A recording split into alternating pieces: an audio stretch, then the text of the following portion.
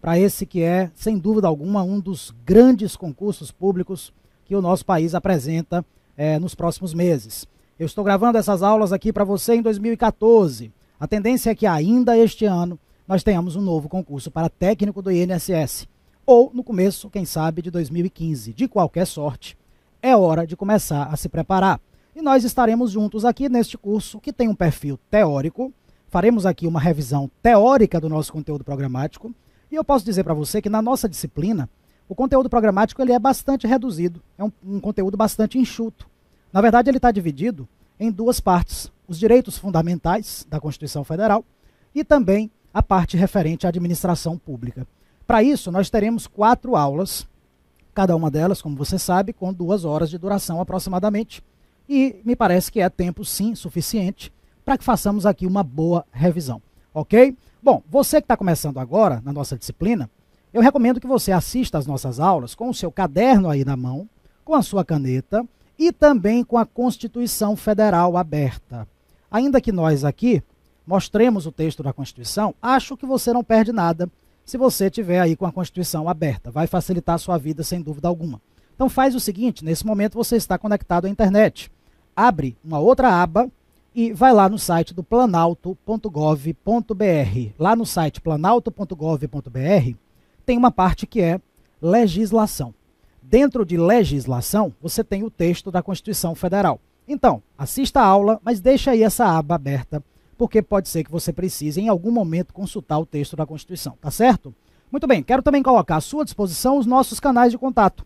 Você sabe que você pode se dirigir a mim se você tiver qualquer dúvida ou qualquer sugestão que você queira me passar, enfim, através do canal Sua Mensagem, que é um canal que está aí do lado direito da sua tela. Você seleciona o nosso nome e manda a sua dúvida. Eu terei o maior prazer em responder da forma mais rápida que eu conseguir, tá certo? Peço apenas que você me mande as suas dúvidas, claro que dúvidas pontuais, dúvidas objetivas. Então você não vai me mandar aquela dúvida, professor, fale sobre os direitos fundamentais.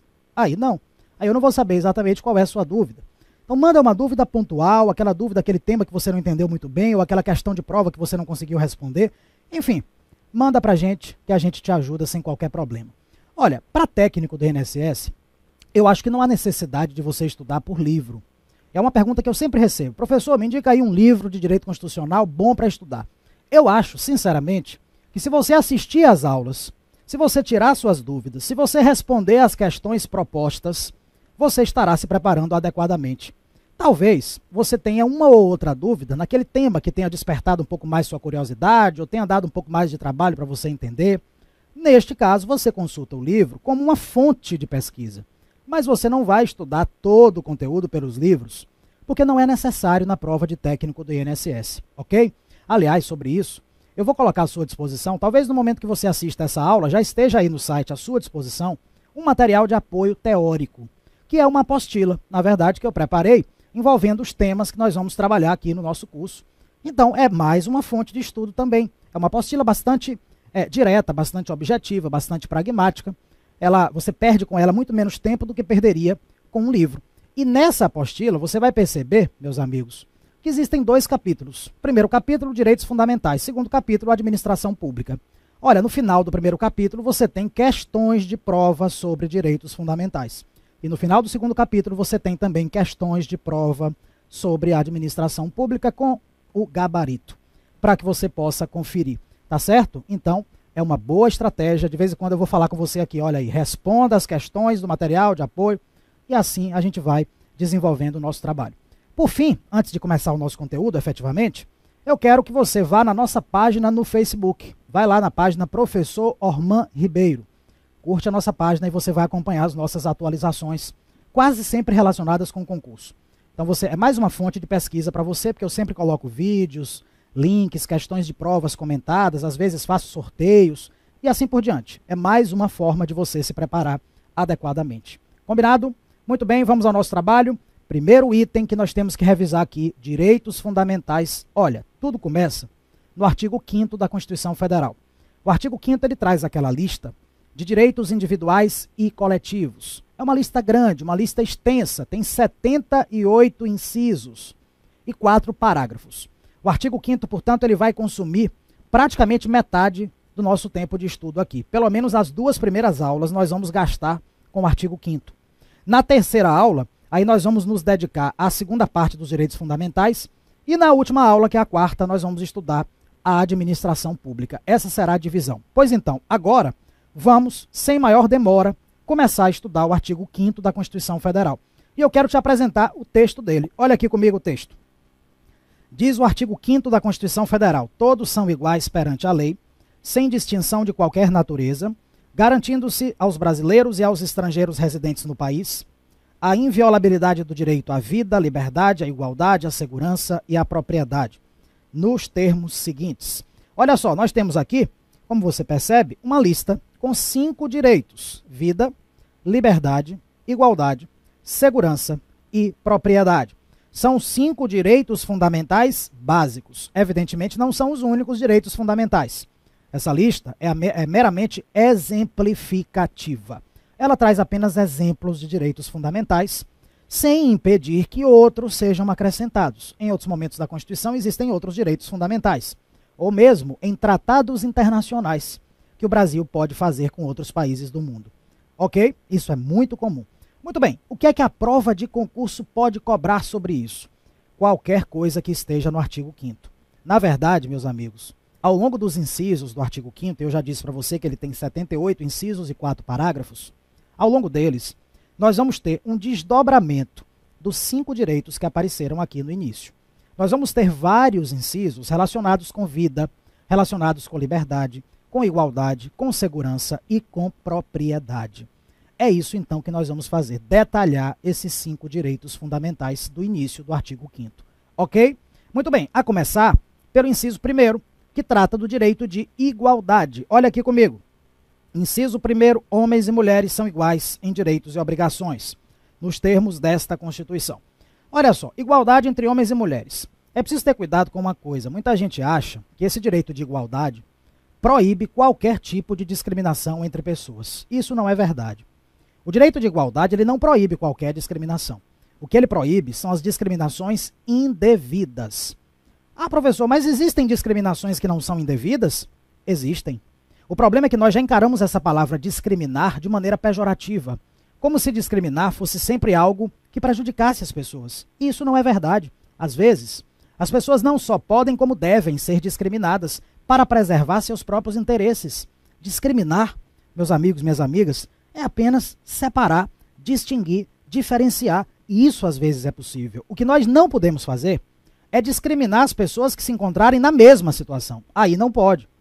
Mas se você discrimina, desiguala, distingue, separa pessoas que não estão na mesma situação, não tem problema. Você está desigualando os desiguais. Você está respeitando o direito de igualdade. Olha, respeitar o direito de igualdade significa tratar da mesma maneira aqueles que estiverem na mesma situação. Mas também significa tratar de maneira diferenciada, portanto discriminatória, aqueles que não estiverem na mesma situação. Se você iguala os desiguais, ou então se você desiguala os iguais, é aí que você estará desrespeitando o direito de igualdade. E nada melhor do que a igualdade entre homens e mulheres para ilustrar o que nós estamos falando aqui. Na maioria das situações, homens e mulheres estão na mesma condição. Logo, precisam ser tratados da mesma maneira. Igualação dos iguais. Nesse contexto, vem o inciso 1º e diz que homens e mulheres são iguais em direitos e obrigações. Agora, nos termos desta Constituição. Às vezes, a Constituição reconhece que homens e mulheres não estão na mesma situação. E aí ela permite tratamento diferenciado, portanto discriminatório. Exemplo, para efeito de ter um filho, homens e mulheres estão na mesma situação? Claro que não. Por isso o período de licença não é o mesmo para o pai e para a mãe. E nem poderia. A mulher precisa de uma licença maior. Olha aí uma desigualação dos desiguais. Percebeu? Muito bem. Vamos aqui ao inciso 2º. Ninguém será obrigado a fazer ou deixar de fazer alguma coisa, senão em virtude de lei. Olha, aqui nós temos aquele que é conhecido como princípio da legalidade. Princípio da legalidade. Legalidade vem de lei.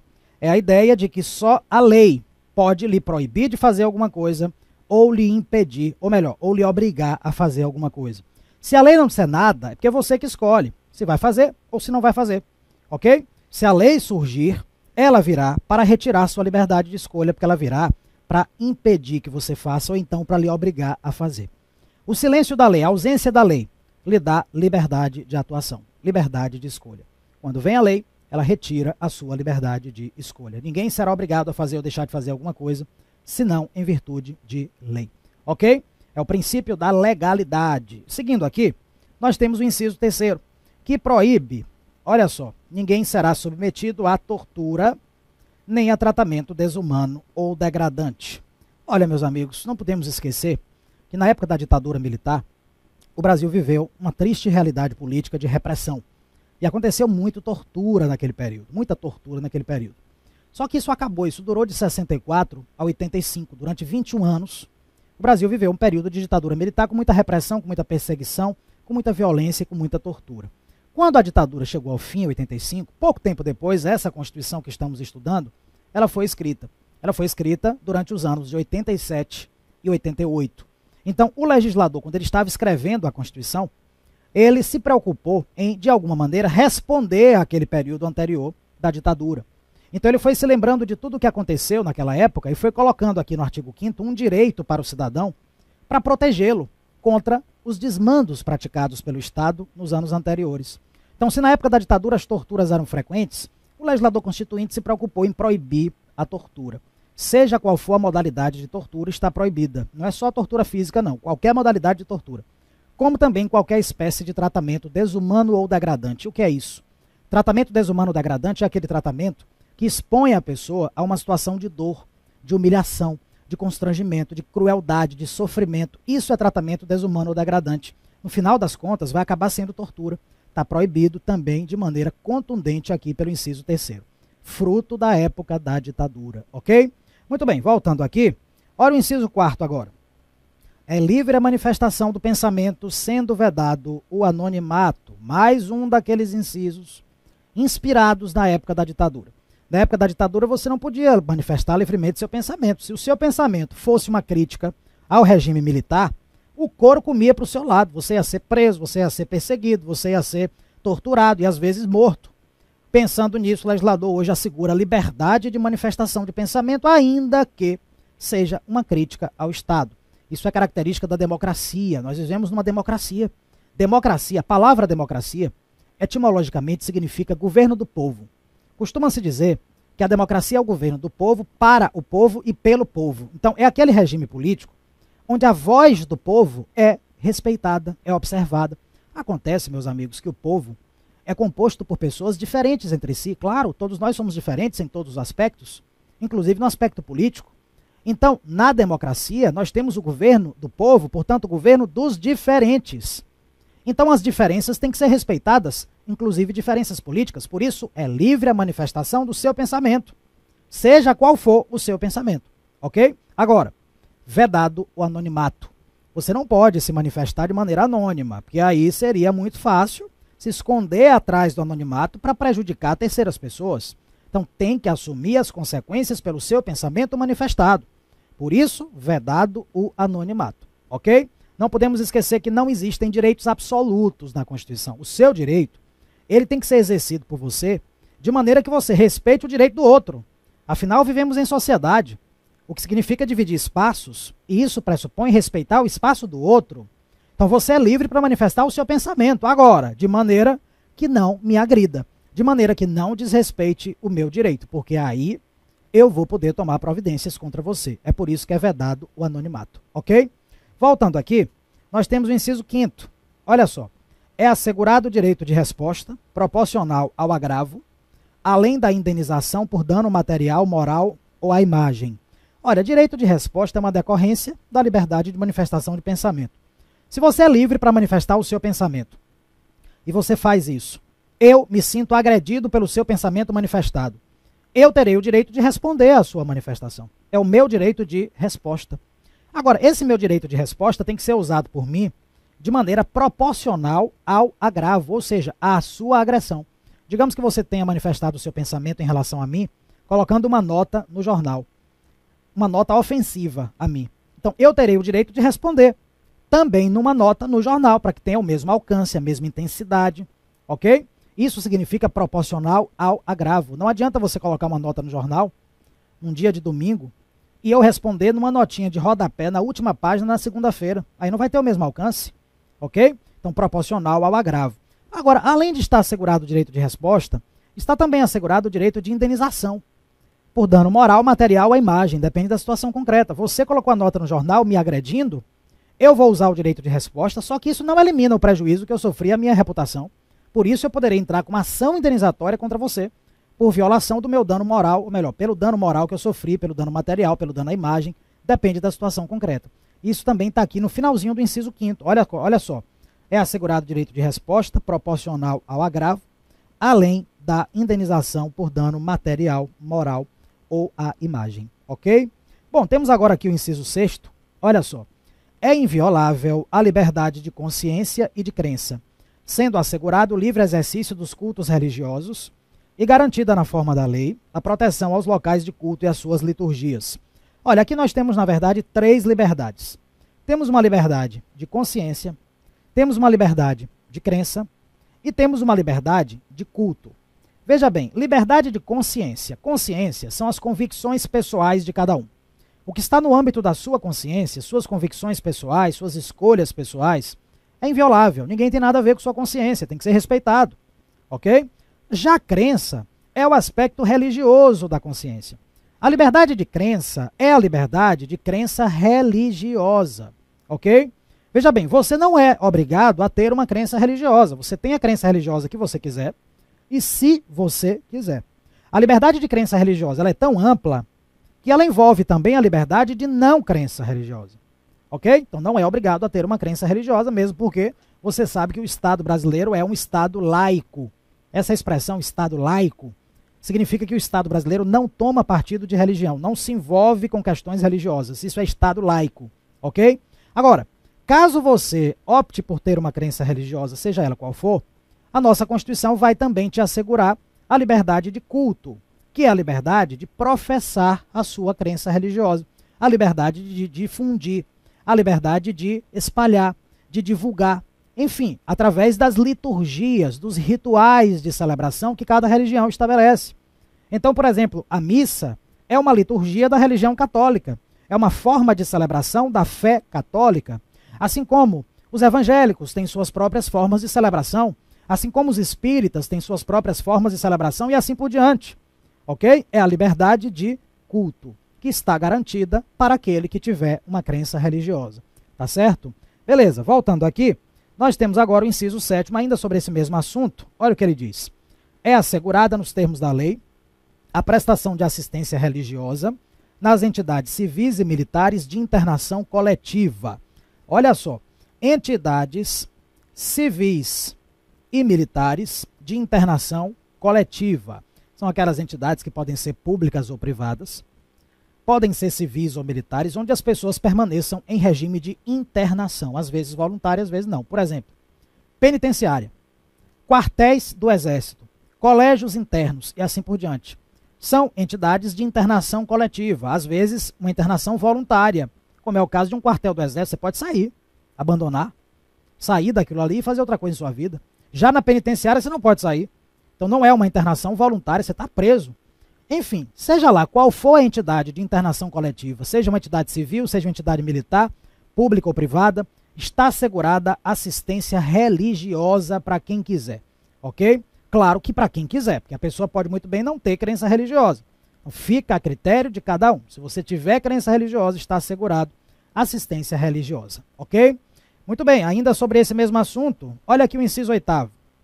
Ninguém será privado de direitos por motivo de crença religiosa ou de convicção filosófica ou política, salvo se as invocar para eximir-se de obrigação legal a todos imposta e recusar-se a cumprir prestação alternativa fixada em lei. Olha, esse inciso 8º, ele costuma ser chamado de objeção de consciência, ou então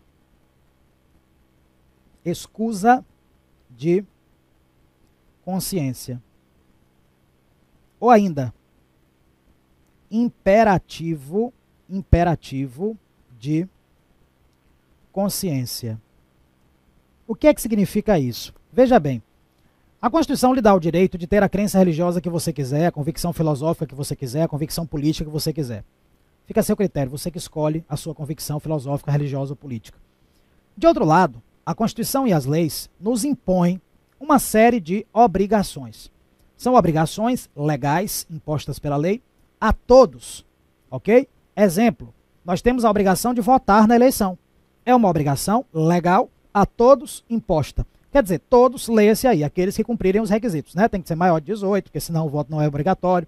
Você não pode ser analfabeto, você não pode ser estrangeiro, enfim, tem alguns requisitos. Cumpridos os requisitos, todos são obrigados a votar. Mas imagine que votar significa contrariar uma crença religiosa sua. E aí, como é que vai ficar? Digamos que você tenha entrado para uma igreja que lhe proíbe de votar porque votar é coisa do diabo. Vamos imaginar. De um lado, a Constituição diz que você pode ter a crença religiosa que você quiser. E você escolheu a sua crença religiosa. De outro lado, a Constituição diz que você tem o dever de votar. Só que a sua religião impede que você vote. E aí, como é que fica? Será que você vai ser obrigado a votar, mesmo passando por cima da sua crença religiosa? Ou você estará liberado do dever de votar para não ter que passar por cima da sua crença religiosa? O que é que você acha? Me diga aí telepaticamente. Olha, você estará liberado do dever de votar, ok? Para não ter que passar por cima da sua crença religiosa, afinal a Constituição lhe dá o direito de ter a crença religiosa que você quiser. Agora, em contrapartida, você vai ter que desempenhar uma outra obrigação no lugar do voto. É o que a Constituição chama de prestação alternativa fixada em lei. Aquele que não vota nem justifica, porque se você estiver fora do seu local de votação, você pode justificar, não é isso? Bom, você não votou nem justificou. O que é que você tem que fazer? Você tem que pagar a multa à Justiça Eleitoral. Não é isso, não? Pois o pagamento da multa é a prestação alternativa fixada em lei. Se você não votou nem justificou, mas pagou a multa, você está quite com suas obrigações eleitorais. Está quite com suas obrigações eleitorais. Sabe por quê? Porque a Constituição presume que você pode não ter votado nem justificado por uma questão de crença religiosa, filosófica ou política, e ela respeita isso. Desde que você cumpra a prestação alternativa fixada em lei de pagar a multa à Justiça Eleitoral. Agora, se você nem votar ou justificar e também não pagar a multa, neste caso, a Constituição entende que você está desmoralizando tudo e vai ser punido com a privação de direitos. Você vai perder direitos. Nesse caso específico, qual é o direito que você vai perder? Você vai perder direitos políticos. Nós vamos falar disso mais à frente. Haverá perda dos seus direitos políticos, porque você nem cumpriu a obrigação legal a todos imposta de votar e nem cumpriu a prestação alternativa fixada em lei de pagar a multa. Ok? É isso que está dito aqui no inciso 8º. Olha aqui comigo de novo. Ninguém será privado de direitos, ou seja, ninguém perderá direitos, por motivo de crença religiosa ou de convicção filosófica ou política, salvo se as invocar para eximir-se de obrigação legal a todos imposta e recusar-se a cumprir prestação alternativa fixada em lei. Muito bem. Se você invocar sua crença religiosa, filosófica ou política para eximir-se, ou seja, para não cumprir a obrigação legal a todos imposta, e ao mesmo tempo você recusar-se a cumprir a prestação alternativa fixada em lei, neste caso você será privado de direitos.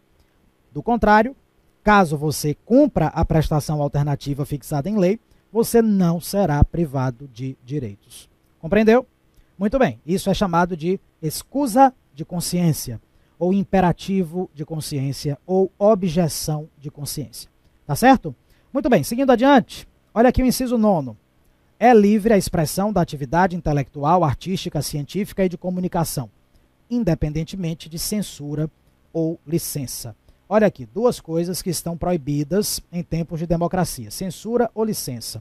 Essa palavra aqui, ó, independentemente, nesse contexto aqui, ela está usada no sentido de vedação. Ou seja, ela está vedando a censura e a licença e, ao mesmo tempo, assegura a liberdade de expressão da atividade intelectual, artística, científica e de comunicação. Muito bem, você pode livremente se manifestar do ponto de vista artístico, científico, intelectual, de comunicação. É a liberdade de manifestação artística, científica, intelectual de comunicação, independentemente de qualquer espécie de censura ou de licença. Olha, censura e licença eram também muito comuns na época da ditadura, são mecanismos de repressão política, de controle político. Censura é o controle prévio do conteúdo da manifestação artística, científica, intelectual, de comunicação. Então, na época da ditadura, havia os censores, que eram servidores públicos, a quem cabia exercer o controle do conteúdo das manifestações. Então, livro, poesia, música, teatro, cinema, televisão, rádio, qualquer forma de manifestação artística, científica, intelectual, de comunicação, antes de ser exibido, passava pelo crivo dos censores. Se eles avaliassem que aquilo ali não contrariava os interesses do regime militar, eles liberavam a exibição. Então a censura é uma forma de controle político, de repressão política, incompatível com uma democracia, portanto não há hipótese de censura no regime democrático que nós vivemos hoje, tá certo?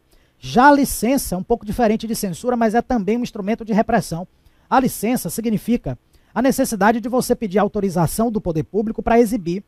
Veja bem, se você resolve escrever um livro, se você resolve pintar um quadro, se você resolve compor uma música, enfim, se manifestar do ponto de vista artístico, científico, intelectual, de comunicação, você não vai precisar de licença prévia da autoridade para exibir.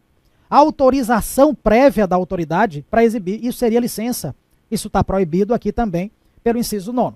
Então, em tempos de democracia, não há que se falar em censura e nem em licença. Não há exceção, ok? Agora, cuidado com uma coisa. Às vezes as pessoas confundem uma outra coisa com censura. Uma outra coisa que a Constituição permite, que são as classificações indicativas. Isso a Constituição permite. Isso não é censura e não é licença. As classificações indicativas nada mais são do que critérios que o poder público estabelece para a exibição de alguns conteúdos. Então não é que o poder público esteja controlando o conteúdo, não, porque ele vai ser exibido. Agora, o poder público pode dizer, por exemplo, olha, para exibir isso daí, coloque um aviso de que não é recomendado aos menores de 12 anos. É uma classificação indicativa. Isso é possível, isso a Constituição, ela expressamente admite. Não é censura e não é licença. Se a prova disser que tem alguma situação de censura ou licença permitida, está errada a questão, ok? De vez em quando as questões de prova, elas fazem isso. Então, muito cuidado. O texto aqui do inciso 9º é muito claro, ele não traz qualquer exceção, qualquer hipótese de censura e nem de licença. Muito bem, vamos chegando ao final do nosso primeiro bloco. Olha aí, que bom estar com você aqui começando esse nosso trabalho, né? Ainda teremos muita coisa pela frente. Aproveite para dar uma descansadazinha, vamos fazer um intervalo rapidamente, beba uma água, respire fundo e volte comigo, porque nós